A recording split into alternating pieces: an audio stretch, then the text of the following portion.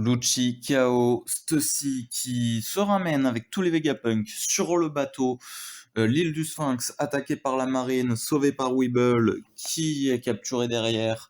Et enfin, après presque 20 ans, euh, un des 5 doyens se ramène sur Egghead, tout simplement, avec Kizaru qu'elle aime.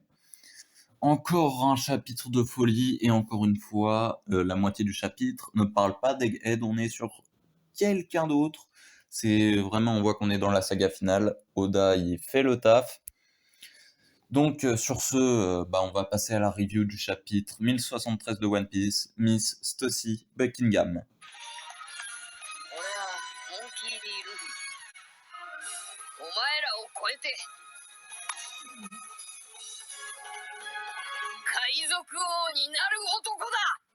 Donc tout simplement, le chapitre commence avec la page de cover, toujours sur la phrase d'Odyssée du Germa, qui est juste un flashback sur les matchs, plus rien à voir avec le Germa presque depuis 10 chapitres. Et donc Vegapunk récompensé pour son invention des tanks à fleurs. Ah bah on voit qu'il y avait un mec chez les Mads qui voulait effectivement la paire, mais un seul, on voit les 3 autres qui sont trop dégoûtés. Et ensuite, on arrive sur le chapitre, donc Kaku toujours par terre, hein, il est bel et bien vaincu. Lucci attaque Stussy pour tout simplement l'arrêter vu qu'il a compris qu'elle l'a trahi, mais elle utilise un des 6 pouvoirs pour créer une image rémanente, esquiver Lucci. Elle se met du rouge à lèvres contenant du granit marin et mord Lucci, et le rouge à lèvres le met KO. Tout simplement.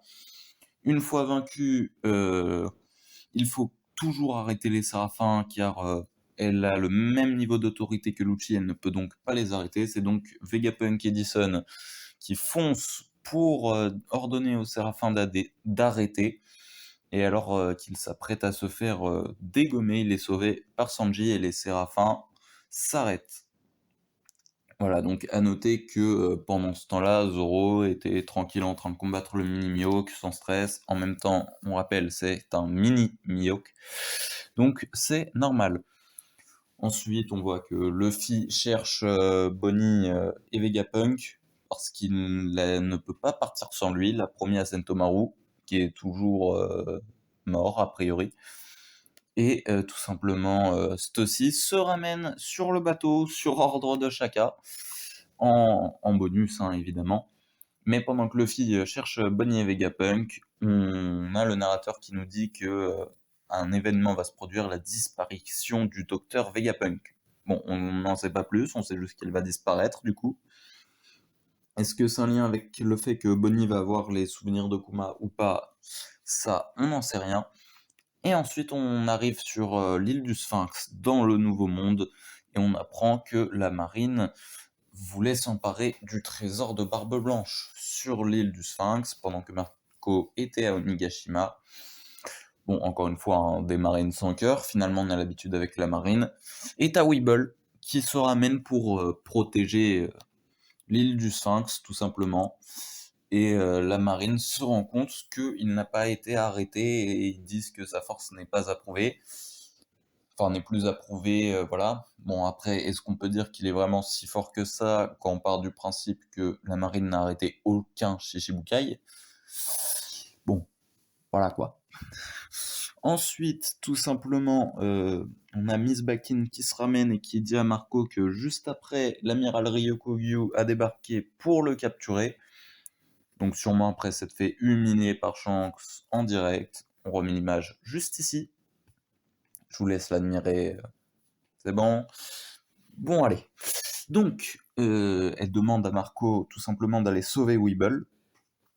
Et tout simplement, elle dit que si Marco doute du lien de parenté entre Weeble et Barbe Blanche, le docteur Vegapunk peut le prouver. Ça tombe bien, il va disparaître bientôt. Donc c'est génial pour avoir la confirmation. Hein. Vraiment très content. Et d'ailleurs, on voit que du coup, Miss Bakin est bien Miss Stussy Buckingham, Miss Buckingham des Mads, comme le montre cet encadré. Et enfin, on arrive sur la dernière page du chapitre avec Kizaru qui se ramène avec beaucoup trop de navires de la marine, hein. On rappelle, objectif, attaquer un Yonko, hashtag Luffy, sur Egghead, une île gouvernementale. Ah, il a mobilisé tout le monde, hein. On voit que les Yonko, faut les prendre au sérieux. Luffy en est un.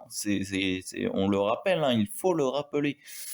Et tout simplement, on voit qu'il discute avec quelqu'un de très important, vu qu'on il demande carrément si le thé n'est pas empoisonné et va le servir lui-même.